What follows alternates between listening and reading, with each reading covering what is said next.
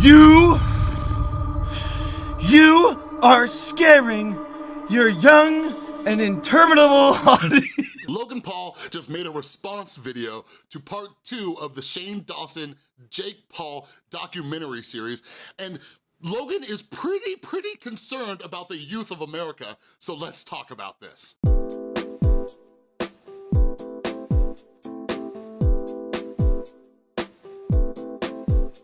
What is up, everybody? This is Chris from The Rewired Soul, where we talk about the problem, but focus on the solution. And if you're new to my channel is all about mental health. It's mostly trying to help you improve your mental health and educate people and decrease the stigma and increase awareness and all that kind of stuff. And what I like to do, I like to pull from things going on in the YouTube community or pop culture to try to complete that mission. So if you're into that kind of stuff, make sure you subscribe and ring that notification bell because I make a ton of videos. Don't believe me? This is my second video today. So this video was actually recommended to me by one of my buddies who is a fellow YouTuber. Her channel is Positively Udo. Go check it out. She does some awesome stuff. But she was like, yo, why don't you make a video about the Logan Paul response? So I just sat down and watched it with my girlfriend. I was like, yep, we need to talk about this. So before I get started, okay, because there's actually some things that I agree with Logan Paul on, but by no means do I enjoy Logan Paul. I don't think he's a good influence and creator and all that kind of stuff. So to get this out of the way, let's talk about Logan Paul's very hypocritical video that he just made. So first off, Logan's main concern with this is that Shane has such a young, impressionable audience, and I just couldn't help but pause the video and laugh out loud. Like, Logan Paul calling somebody out for putting something that might affect a young, impressionable audience is laughable based on this guy's history. But when I'm watching this series, there's just a few things that I thought I was trying to stay out of it, but I need to address them. Because Shane, the people are watching this, your young and impregnable audience. No, that's wrong.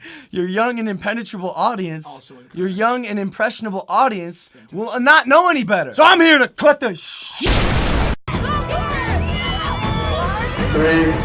2, 1.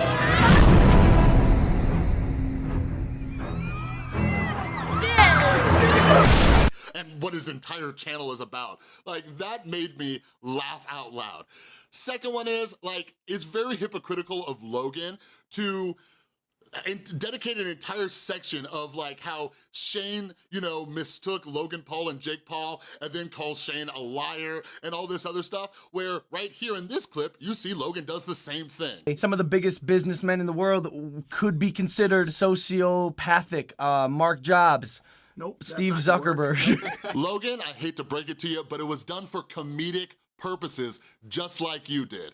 All right, so I just wanted to call out Logan's hypocrisies real quick, but now let's move on.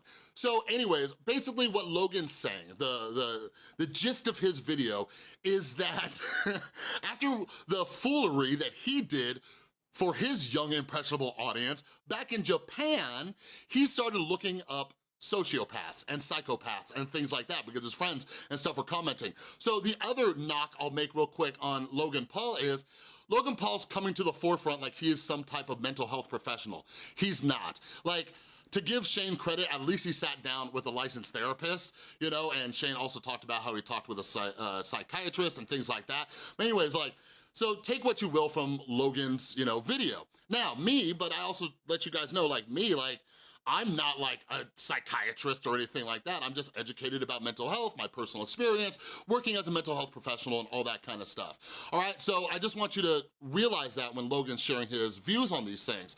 So he did his own personal research, he talked to friends about it and stuff, but basically, what Logan says is this. Again, before I say anything, guys, I DM'd Shane about this. I gave him my opinions because it's quite simply, it is not black and white. 99% of the time, someone is not a sociopath or not a sociopath. My opinion is there's a sociopathic spectrum, at which point some people lie higher on it than others. And yes, this is actually correct. This is one of the reasons why the very first video I made after the dark side of Jake Paul, the very first video I made was like, yo, okay, I'm glad that people are being educated about this and there's some awareness, but don't run around diagnosing yourself as a sociopath or other people as a sociopath. Because what happens is, and this is just one of my fears, is that a lot of people will have sociopathic tendencies. And when I saw Logan Paul make that comment, I was like, all right, Logan Paul is definitely subscribed to The Rewired Soul. He's definitely watching my videos. That was a joke, calm down.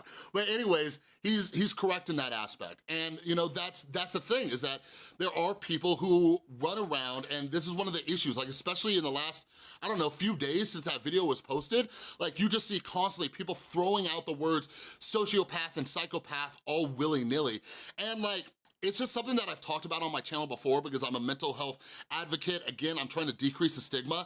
And like people throw around words that have to do with mental illness, like just all left and right. And the only issue I take with that is that it kind of dilutes the seriousness of mental illness and things. Like the example that I often give is like, you know, maybe somebody goes to like, I don't know, their favorite restaurant and something's off the menu and they say, oh my God, I'm so depressed about this. Like when you keep using words like depressed constantly when you're actually sad, when somebody actually is experiencing depression, like their issues don't seem as you know, as big as they should be considered because so many people are just using these words all the time. So that's one of the things I'm concerned about with everybody running around talking about sociopaths and psychopaths. It's the same thing when it comes to narcissists and bipolar, like people just throw this stuff around. So I think it is important that we realize that some people might have sociopathic tendencies, especially in certain aspects of their life. That does not make them a sociopath. And we still have, I don't know what, like 6 more episodes of the Shane Dawson series, and he has talked about how he is going to try to do a better job with the way he edits and the information, like now that he sees that some people are taking offense to these things. So like, I hope at some point he kind of discusses that. Now, one of the things that I am very grateful for, again, is that this is becoming a topic of conversation. And I am going to link a video to Shane Dawson's Snapchat story, but here's a clip from it real quick. If you're in a friendship that's toxic or a relationship that's toxic, and they're showing all of the signs, not just one of them, all of them, if they've been doing dangerous things that are putting you in harm's way, if they seem like they don't really care, if they're doing things like that, you need to realize it and get away from it. Or realize it and accept it and know that that's what that is. I'm gonna keep it real. I probably have sociopaths still in my life. I'm not cutting them out. But knowing all of this information has changed my life. The way I interact with people now that I've spent the last 2 months fully falling down the hole and researching and talking to professionals, I feel so much better.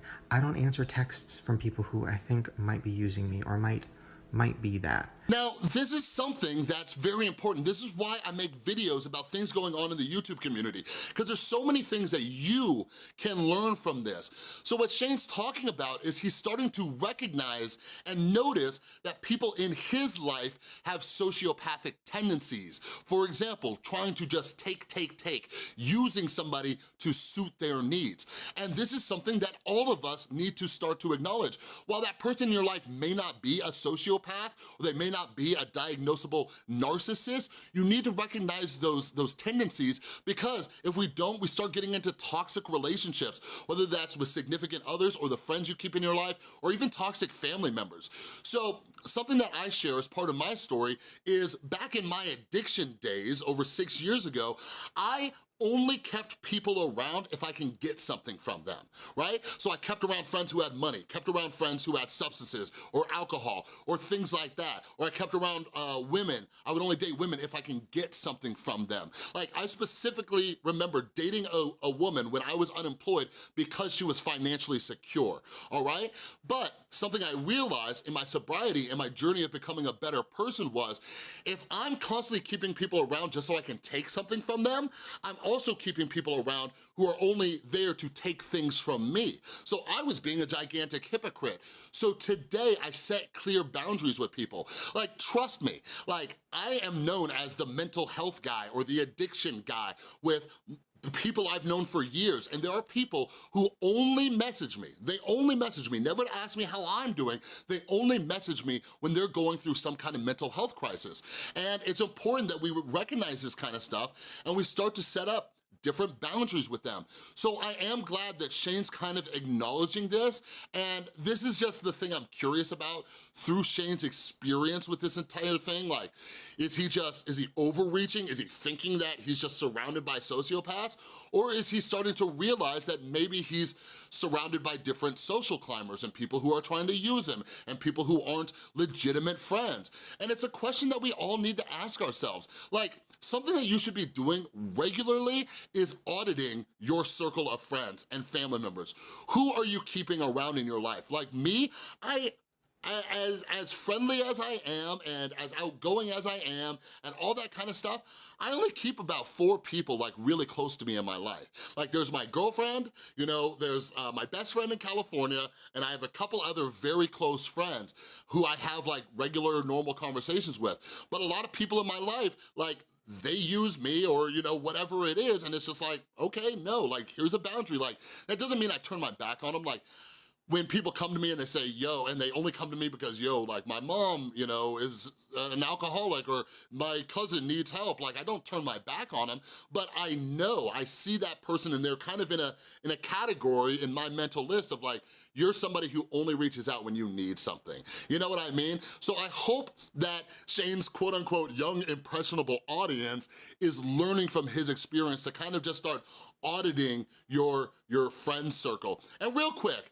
let's do this, because I was just talking with my girlfriend about this. I wanna have this done in the comments below. If you're a Shane Dawson fan and you happen to watch this video, how old are you? Okay? Because when I first started watching Shane Dawson was with my son, who's 9, and it was when Shane Dawson was like doing like life hacks and like eating insane foods and stuff like that. And like over the past year with like Shane's like maturity of his channel and the documentary series, like I don't think that Shane's audience is like 9, 10, 12-year-olds. Like a great example is my son right over there. My son has not watched Shane in so long because Shane doesn't do those videos anymore. So do me a favor, for my own personal research, leave a comment down below and let me know how old you are if you watch Shane, if you don't mind sharing that information, all right? But I would also like to know your thoughts on the Logan Paul video and response and the whole Shane Dawson series. So let's just have a conversation in the comments down below, all right? So that's all I got for you. If you like this video, please give it a thumbs up. And if you're new, again, I am always making videos to help you out with your mental and emotional well-being. Make sure you subscribe, ring that notification bell, and I wanna send a huge thank you to everybody supporting the channel over on Patreon. You help me do something that I love, which is helping others with their mental health. If you wanna help support the channel for as little as $1, go ahead and click on that Patreon icon right there, all right? Thanks so much for watching. I'll see you next time.